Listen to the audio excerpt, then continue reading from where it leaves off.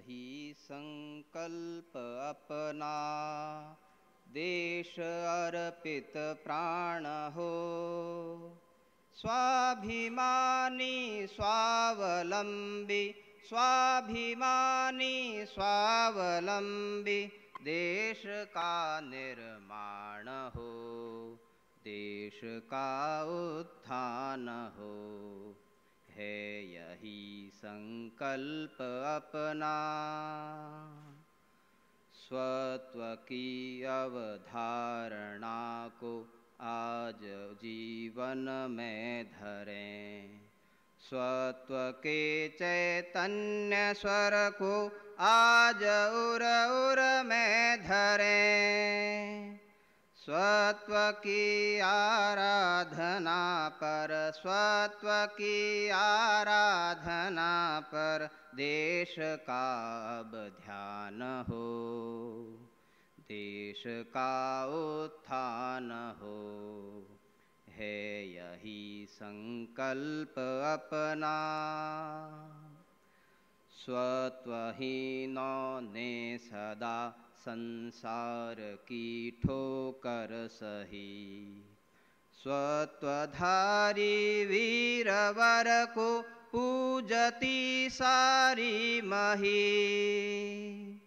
स्वत्व के सामर्थ्य से ही, स्वत्व के सामर्थ्य से ही देश का सम्मान हो, देश का उत्थान हो। है यही संकल्प अपना, स्वत्व प्रज्ञा से प्रकाशित राष्ट्र प्रतिमा हो खड़ी। स्वत्व शैली चिंतना की सतत विकसित हो लड़ी। स्वत्व प्रेरित नवऋचा में, स्वत्व प्रेरित नवऋचा में देश का विज्ञान हो, देश का उत्थान हो। है यही संकल्प अपना, स्वत्वनिष्ठा श्रम प्रतिष्ठा को करें स्वीकार हम। स्वत्वरथ पर विश्वकर्मा फिर करें साकार हम। स्वत्वरचना दिव्य सुंदर, स्वत्वरचना दिव्य सुंदर, देश भव्य महान हो, देश का उत्थान हो। है यही संकल्प अपना, देश अर्पित प्राण हो। स्वाभिमानी स्वावलंबी, स्वाभिमानी स्वावलंबी, देश का निर्माण हो, देश का उत्थान हो, देश का उत्थान हो।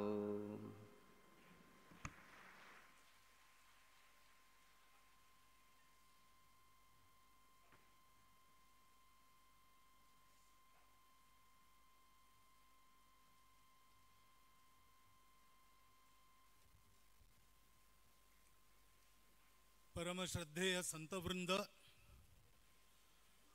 आज के कार्यक्रम के हमारे मुख्य अतिथि श्रीमान अजय पीरामल जी, जिनका ओजस्वी आशीर्वचन हमको प्राप्त हुआ, ऐसे उमेशनाथ जी महाराज, आदरणीय भंसाली जी, मित्रवर राजकुमार जी, मंच पर उपस्थित सेवा भारती के सभी अन्य पदाधिकारी गण,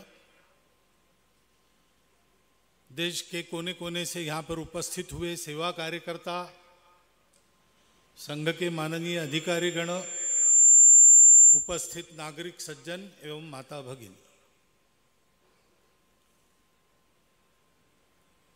सेवा संगम का ये तीसरा आयोजन है।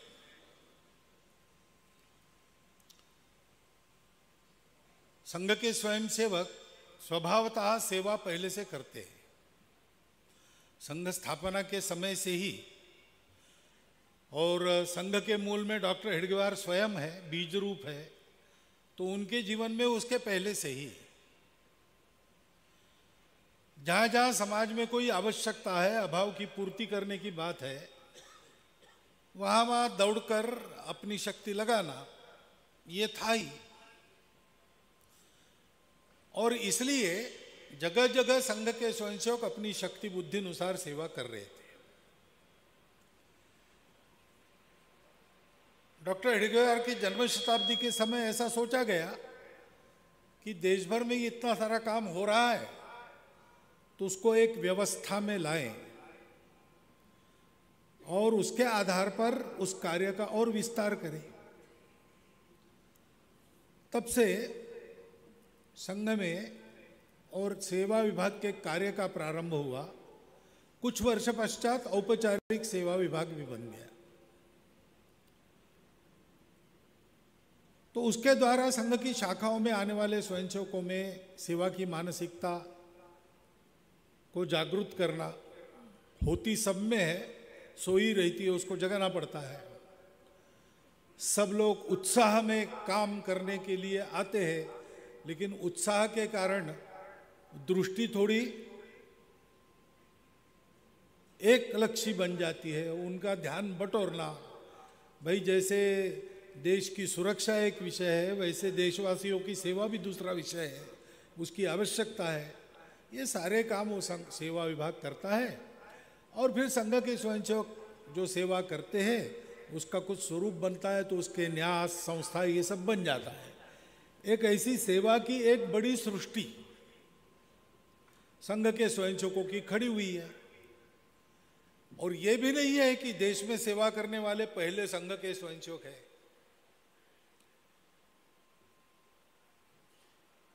हमारे देश में ये सेवा का मंत्र तो पहले से दिया गया है। अभी एक बार ऐसा सोचा गया कि सेवा कहने के बाद, सर्विस एक्टिविटी ऐसा कहने के बाद सामान्यतः देश के प्रबुद्ध जन मिशनरियों का नाम लेते हैं। दुनिया भर में मिशनरी अनेक संस्थाएं चलाते, अनेक स्कूल चलाते, अस्पताल चलाते, सबको पता है। तो भाई हिंदू समाज के संत सन्यासी क्या कर रहे हैं, ऐसा सोच के एक बार चेन्नई में, तमिलनाडु में जितने हिंदू संत है उनका अगर कोई सेवा केंद्र होगा, कोई सेवा करते होंगे, तो उसको आमंत्रित करके एक हिंदू सर्विस सेवा फेयर ऐसा किया गया।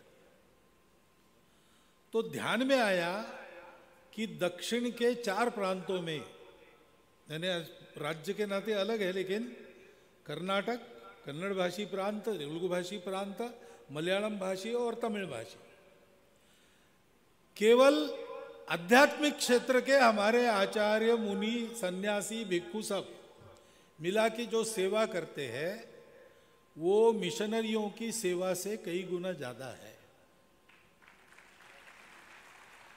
अब मैं ये स्पर्धा की बात नहीं कर रहा हूं, उनसे ज्यादा, उनसे कम, ये मेरा पैमाना नहीं है। सेवा का ये पैमाना हो भी नहीं सकता। सेवा सेवा है। सेवा कोई स्पर्धा की बात नहीं है। सेवा से कोई काम निकालना नहीं है। सेवा ये मनुष्य के मनुष्यत्व की स्वाभाविक अभिव्यक्ति है।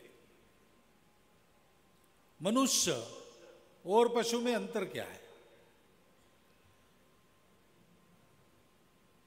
तो पशु को संवेदना होती है, नहीं होती है बिल्कुल ऐसा नहीं।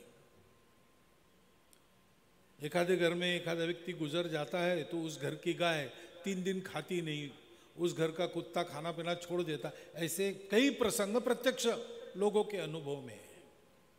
उनको भी समझ में आता, संवेदना सबको होती है, लेकिन संवेदना पर कृति करना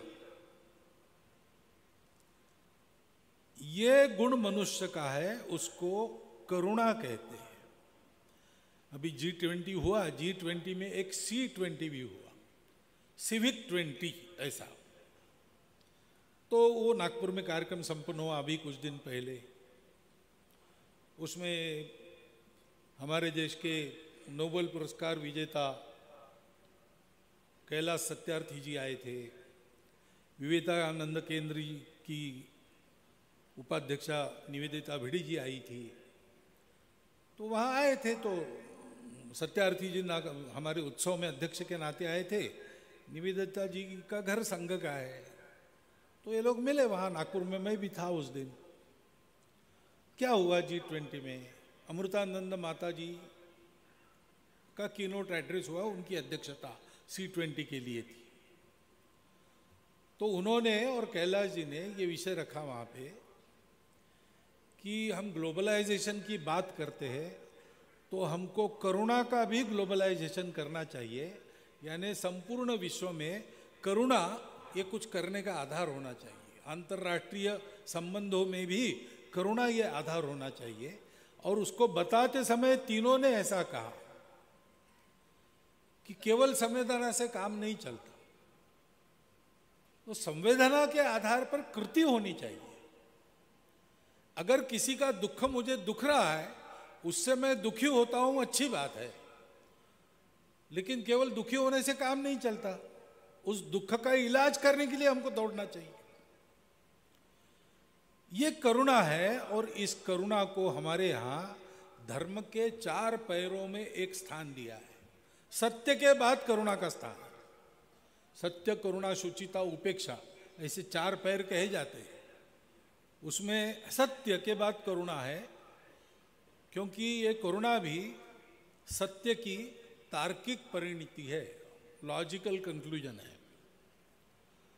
क्योंकि सत्य क्या है, हम सब एक ही तत्व से अनुप्राणित है। अगर हम सब एक है अंदर से, तो मैं अकेला सुखी हूं, बाकी दुखी है, ये मुझसे देखा नहीं जाएगा। जैसे पीरामल जी ने कहा कि मुझे जो कुछ मिला है वो सबको देने के लिए मिला है।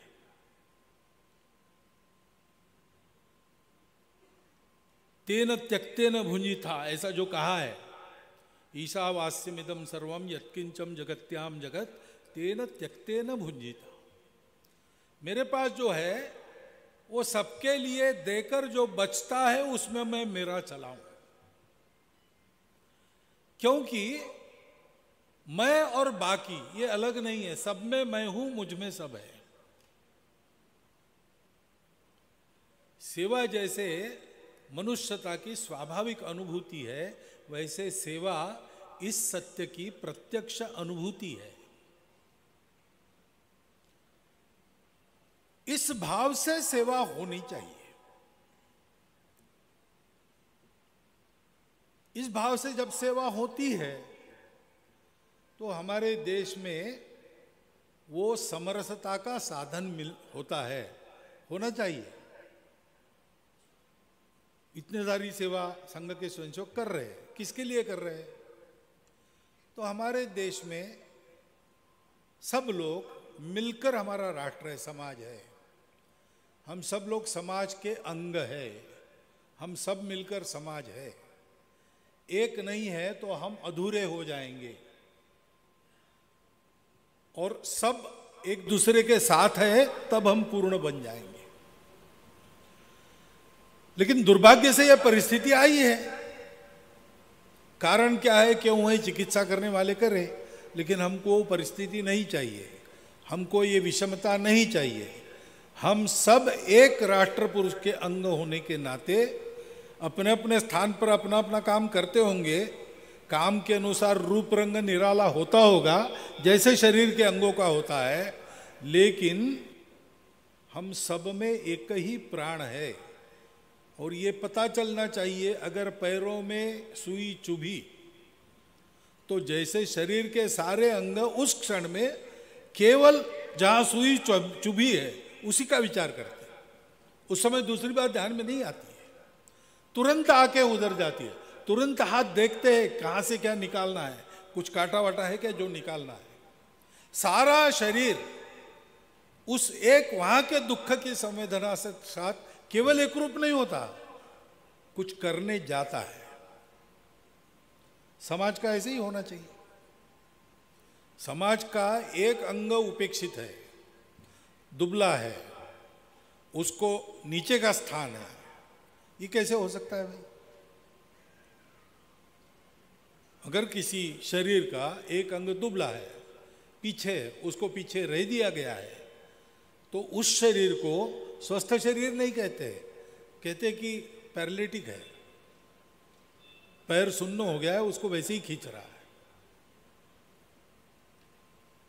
अपने देश को अच्छा देश बनाना है, विश्वगुरु बनाना है, इसका मतलब वो सर्वांग परिपूर्ण होना चाहिए, उसका प्रत्येक अंग सामर्थ्य संपन्न होना चाहिए।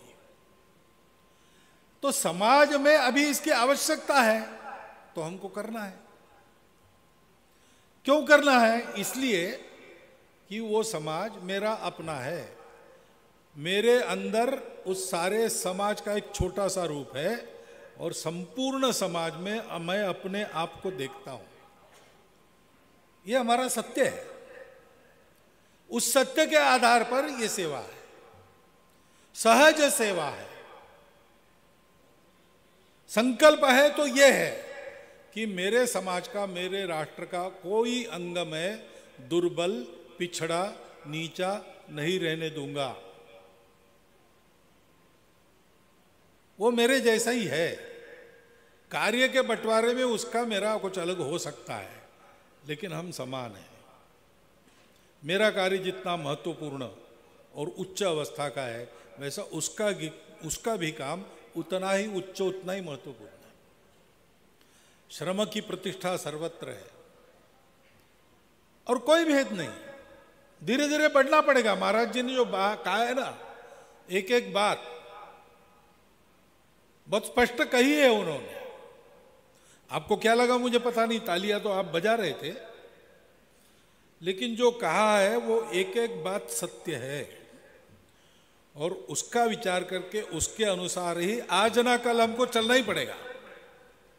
हम प्रयास कर रहे हैं आज ही वो हो जाए,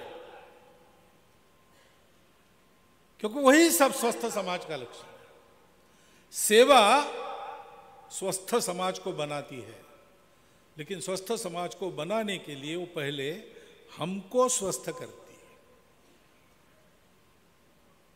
सेवा करते हैं तो लगता है हम कुछ कर रहे हैं, किसी का भला होते हुए देखता है तो मन में थोड़ा सा तो आता ही है, मैंने किया तो देखो कितना अच्छा हो गया। अच्छा हो गया ये तो ठीक ही है, होना भी चाहिए, उसका आनंद भी है। मैंने किया इसका विशेष आनंद रहता है। मैंने भी किया, थोड़ा सा अहंकार आ जाता है। लेकिन जब सेवा करते रहते हैं ना, तो ऐसी अनुभूति देता है, जिसकी सेवा करते वही देता है, कि हमारा वो अहंकार चूर चूर हो जाता है। एक छात्रावास चल रहा था, वनवासी लोगों का छात्रावास। वहां पर एक जंगल में, गांव में रहने वाला एक वनवासी बालक आ गया। वो केवल अपना हस्ताक्षर कर सकता था और उसको अक्षर ज्ञान नहीं था, और घर में थोड़ी बहुत खेती थी, परिवार में उसकी बूढ़ी माँ थी, वो था, और कोई था नहीं। थोड़ी सी जमीन थी लेकिन उसमें चल जाता था। लेकिन थोड़ा और, क्योंकि जमीन होने के कारण चावल तो मिल जाता था, सब्जी वब्जी उगा लेते थे।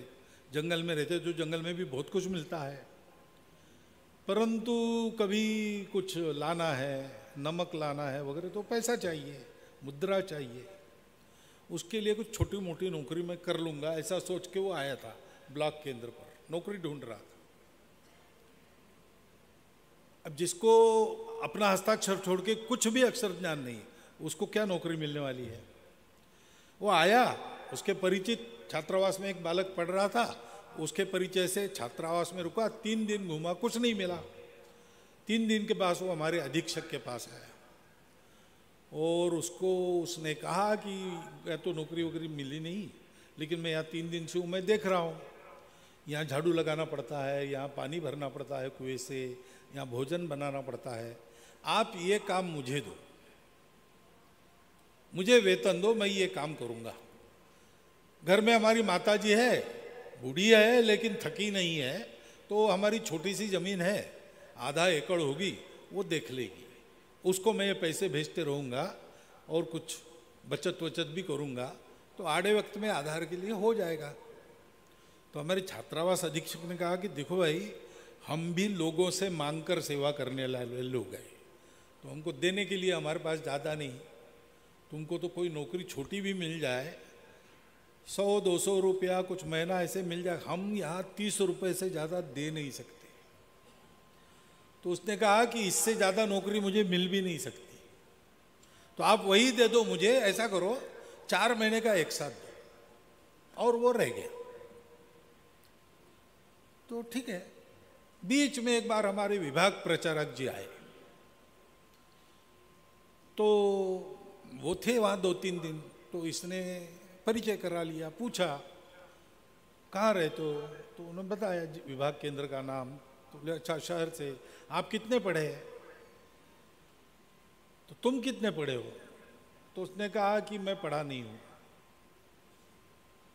उन्होंने कहा मैं तो अब पढ़ा नहीं है, उसको क्या बताना, डिग्री भी क्या समझ में आएगी। उन्होंने कहा मैं 22वीं पढ़ा हूँ, 22वीं, क्योंकि वो MCOM LLB है। तो ठीक है, 22वीं। तो बड़ा आश्चर्यचकित हो गया, 22वीं पढ़े तो आप बहुत पैसा कमाते होंगे। तो उन्होंने कहा पैसा नहीं कमाता, मैं यही काम करता हूँ।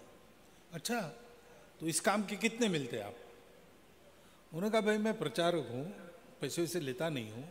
तो आपका घर कैसे चलता है? तो मेरा घर नहीं है, माता पिता वगैरह है, भाई है, उनकी घर गृहस्थी। मैंने विवाह ही नहीं किया। क्यों नहीं किया? ये काम करना है इसलिए। ये काम क्यों कर रहे हैं आप बिना कुछ पैसे के? और तो कहा देखो ये अपना समाज है, उसके लिए काम करना। उस प्रचारक ने मुझे बताया कि ऐसा उसको बताया, तो वो सोचने लगा, तो मुझे बड़ा आनंद लगा कि कहीं ना कहीं अपने त्याग की कोई कदर है। और मैं ऐसा करता हूँ तो लोग सोचते हैं मेरे जीवन को देखकर, ये बहुत अच्छी बात है। ये थोड़ा सा मन में आ गया उनके। दूसरे दिन ये बालक छात्रावास अधीक्षक के पास गया और उनको कहा कि वो मेरा पैसा जो है, तो कहा देखो 2 महीने हुए, 60 रुपये अब तुम ले लो। छात्रावास अधीक्षक ने समझा उब गया, ये 30 रुपये में क्या करेगा, छोड़ना चाहता है। तो उन्होंने 60 रुपये ले लो और जाओ।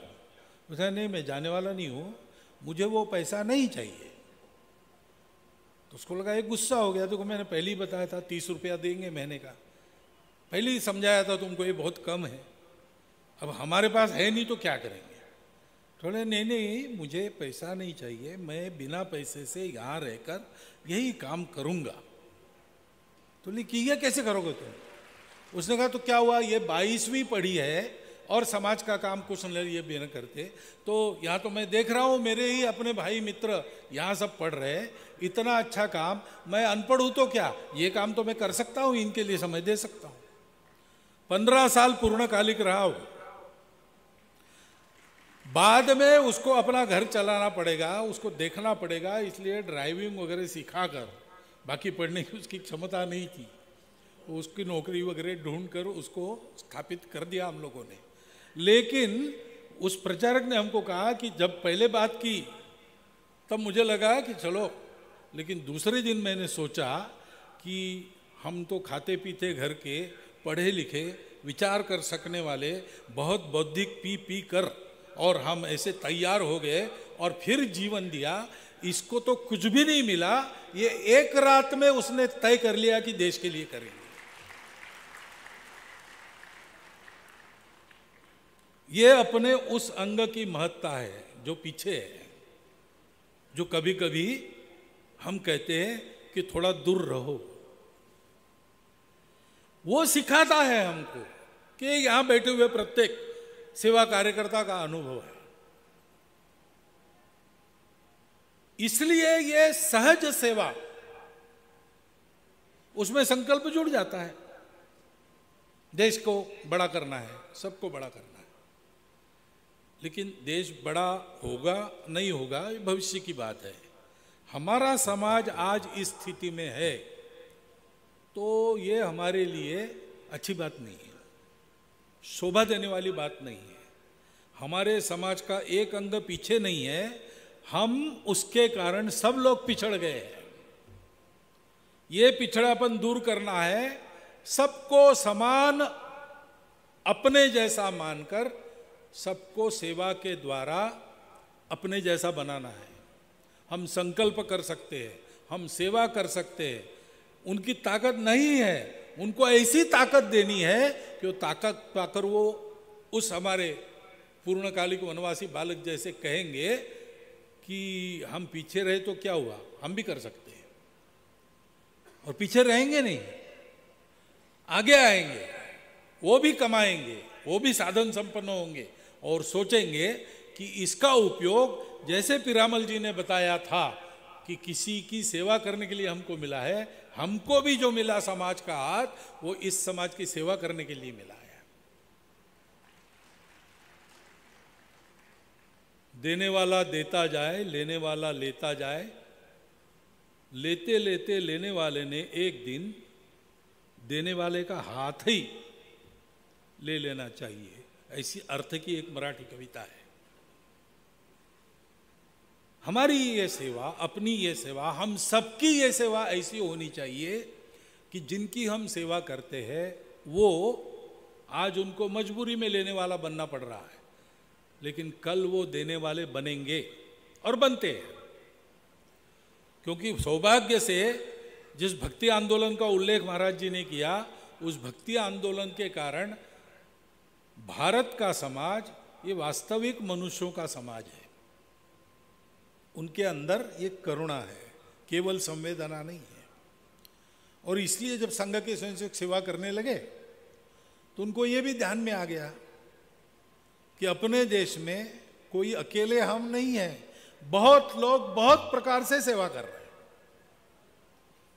हम ये जानते हैं कि दूर दूर से लोग आए, हजारों मील दूर से आए, उन्होंने हमारी सेवा की। हम ये नहीं जानते कि उनके आने के पहले से हम बहुत सारी सेवा कर रहे थे, कर रहे हैं और करते रहेंगे, क्योंकि सेवा का जो कारक है करुणा, वो करुणा हमारे धर्म के 4 में से एक पैर है। हमारा समाज धार्मिक है, उसके मन में ये करुणा है और इसलिए करते रहता है। परंतु थोड़ा ये जो सहज सेवा है उसको सदिश करना, संपूर्ण विश्व में इस करुणा के आधार पर अगर चलना है, आज जो स्वार्थ के आधार पर चलता है, आज जो स्पर्धा के नाते चलता है, उसके बजाय हम एक कुटुंब है, इसलिए अपनेपन के आधार पर, संबंध के आधार पर, करुणा के आधार पर चले, ऐसा करना है तो उसका उदाहरण तो भारत को ही रखना पड़ेगा और उसके लिए भारत को बड़ा होना पड़ेगा। भारत को बड़ा होना है तो भारत के प्रत्येक व्यक्ति को वो स्वयं बड़ा हो सके इस स्थिति में लाना पड़ेगा। इस दिशा में इन सारे सेवा कार्यों को सदिश बनाना, समन्वित बनाना। इतने सारे लोग सेवा करते थे, कर रहे हैं, आगे भी करेंगे, लेकिन वो दिखते नहीं है। क्यों नहीं दिखते? नहीं दिखना एक अच्छी बात है, अहंकार काम नहीं करता। सेवा जितनी गुप्त रहे उतना अच्छा है। लेकिन जिस स्थिति में आज हम हैं, उस स्थिति में ये सेवा दिखती नहीं, यानी केवल पेपर में नहीं दिखती ऐसा नहीं है, उसके कुछ परिणाम नहीं दिखते। क्यों नहीं दिखते? इसलिए नहीं दिखते कि वो सदिश और परस्पर पूरक नहीं। वो अगर ऐसे बनेंगे तो ये सेवा अल्पावधि में एक सर्वांग सुंदर, जिसके सब लोग समर्थ, स्वावलंबन के योग्य है, परंतु फिर भी अपनत्व को मानकर एक दूसरे पर निर्भर रहकर अपने समाज को आगे बढ़ाते हैं, ऐसे लोगों का ये समाज बनेगा। ऐसे लोगों का समाज जब बनेगा तो दुनिया के सामने एक अनुकरणीय उदाहरण प्रस्तुत होगा। स्वम स्वम चरित्रम शिक्षेरम पृथिव्याम सर्वमानवः, ये हमारे पूर्वजों का आदेश, उस समय उसका पालन होगा। ऐसी सेवा खड़ी होनी है। और इसलिए पहले तो सेवा करने वाले सारे कार्यकर्ता मिले, जिले में बैठकें होती है, विभाग में बैठक होती है, प्रांत का सेवा संगम होता है। एक बार कुछ वर्षों में ये अपना अखिल भारतीय सेवा संगम करना। यहां पर सेवा क्षेत्र में काम करने वाले अन्य लोग भी, जैसे पीरामल जी आज आए, अजीम प्रेम जी पिछली बार आए थे, GMR वो आए थे, ऐसे लोग आते हैं जो स्वयं सेवा क्षेत्र में कार्यरत है। उनकी भी कल्पना है, प्रतिभा है, वहां दिखती है, उसके परिणाम दिखते हैं। और फिर सर्वत्र सेवा करने वाले लोगों से संपर्क साधकर एक सबका मिलके सेवा संगम कभी कभी करना अपने क्षेत्र में विकेंद्रित रूप से, अखिल भारतीय रूप से करने के लिए पर्याप्त जगह आज अपने भारत में कहीं नहीं है। इतना बड़ा वो होगा और इसलिए उसको जरा विकेंद्रित तौर पर प्रांत विभाग स्तर पर करना, इस प्रकार का उपक्रम कुछ वर्षों से चल रहा है। सेवितों में सिंहत्व जगाने का उद्देश्य लेकर अपनों की सेवा करने के भाव से, सेवा से उनका जो लाभ होगा होगा, वो होता ही है, लेकिन हमारे तन मन की शुद्धि होगी। सत्य के आधार पर सेवा कर रहे करुणा से तो शुचिता प्राप्त होगी। उसके लिए ये तपश्चर्या, सेवा को भी धर्म कहा है ना, सेवा धर्मो परम गहना, उसका आचरण स्वयंसेवक कर रहे हैं। और केवल आचरण कर रहे ऐसा नहीं, इसको सर्वव्यापी बनाने का संकल्प है। अपने समाज में इसकी आवश्यकता न रहे ऐसा वो बनते तक इसको करना है और बाद में इन सेवाओं को सारी दुनिया भर में देना है। आज भी देते हैं हिंदू समाज के लोग संपूर्ण दुनिया में जहां जहां है, वहां से वहां के तात्कालिक संकटों में अथवा वहां के सदा के अभाव में वहां के लोगों की सेवा करना उन्होंने प्रारंभ कर दिया है। और इसलिए इस प्रकार का ये सेवा संगम हमारी दृष्टि को ऐसा विस्तारित करने वाला बने। हम लोग क्या क्या कर रहे हैं, कैसा कर रहे हैं, ये देखकर हमारी कल्पनाओं को चालना मिले। हमारे ध्यान में नए नए क्षेत्र आ जाए जहां हम अभी तक पहुंचे नहीं। बहुत वर्ष पहले ऐसा ही अपने समाज का एक उपेक्षित वर्ग, कम से कम जिनको हम आज वो पीछे है ऐसा कहते हैं, उनका कहीं पर नाम है, रेशन कार्ड है, मतदाता सूची में नाम, कहीं ना कहीं उनका पता चलता है कि वो है। लेकिन अपने समाज का एक बहुत बड़ा वर्ग ऐसा आज भी थोड़ा है कि उनका नाम ही नहीं है। एक जगह रहते नहीं, घुमंतु है, इसलिए डोमिसाइल नहीं है, डोमिसाइल नहीं इसलिए रेशन कार्ड नहीं, वोट नहीं, कुछ नहीं, वो है। ऐसे क्यों है? देश के स्वतंत्रता के लिए वो निरंतर लड़ते रहे। देश के समाज में अपने सांस्कृतिक आधार पर विभिन्न प्रकार की विधाओं का प्रचार प्रसार करने का कर्तव्य करने के लिए उन्होंने अपने घर छोड़ दिए, अपनी जगह छोड़ दी, एक जगह नहीं रहे। वो झुके नहीं, वो स्वतंत्रता के लिए लड़ते रहे, तो विदेशी शासकों ने उनको अपराधी घोषित कर दिया, उनका नाम तक मिटा दिया। स्वतंत्रता के बाद भी वो ऐसे ही, जिनको हम भूल गए ऐसे लोग थे। भगवान ने कृपा की, हमको दृष्टि दी, हमारे स्वयंसेवकों का ध्यान गया, वहां भी एक काम शुरू हो गया है। ऐसे नए क्षेत्र हैं। ऐसा मानना नहीं कि इतने सारे लोग यहां सेवा संगम में उपस्थित है और हर 5 साल के बाद हम अपनी गिनती करते हैं, वो गिनती में सेवा कार्य बढ़ रहे। केवल सेवा भारती के नाम से चलने वाले आज 43,000 के ऊपर कुछ ऐसे सेवा कार्य हो गए हैं। सबका मिलाकर 1.25 लाख के आसपास जाता है।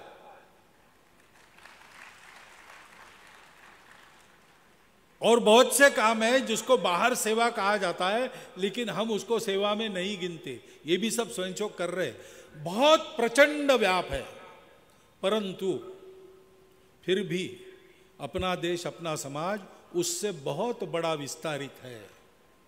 अभी भी बहुत करना बाकी है, वो भी ध्यान में आ जाए और एक उत्साह लेके हम उस तरफ चले। कि हम अपनी सेवा को सर्वव्यापी बनाएं, सर्वत्र चलने वाली सेवा के साथ संपर्क करें और सेवा का अभियान समाजव्यापी अभियान बन जाए। एक दिशा में संपूर्ण विश्व को कुटुंब बनाने वाला भारतवर्ष खड़ा करने वाला समाज, सर्वांग सुंदर समाज, सर्व सामर्थ्य संपन्न समाज ये खड़ा हो और वो अपनी चुनौतियों और समस्याओं को समाप्त कर संपूर्ण विश्व को इस प्रकार का ज्ञान, इस प्रकार की भक्ति, इस प्रकार के कर्म का उदाहरण दे जिससे विश्व ऐसा हो, ये खड़ा करने की दिशा में ये अपने देश में इस प्रकार सेवा करने वाली सारी सज्जन शक्ति एक समूह बनकर परस्पर मिल न जाते हुए लेकिन मिलकर चले, पूरक बनकर चले। इस दिशा में हमको अपने प्रयास को भी ले जाना है। इतना आप सब लोग स्मरण में रखें और इस सेवा संगम में इस दृष्टि से होने वाले सारी चर्चा को आत्मसात करके इस दिशा में आगे सेवा कार्य का रथ बढ़ाए, ऐसा एक अनुरोध आपके सामने रखता हूँ। और यहाँ पर आए सभी महानुभाव, संत सज्जन, हमारे मुख्य अतिथि जी, स्वामी जी, इन सबको प्रणाम कृतज्ञता पूर्वक करता हुआ मेरे 4 शब्द समाप्त कर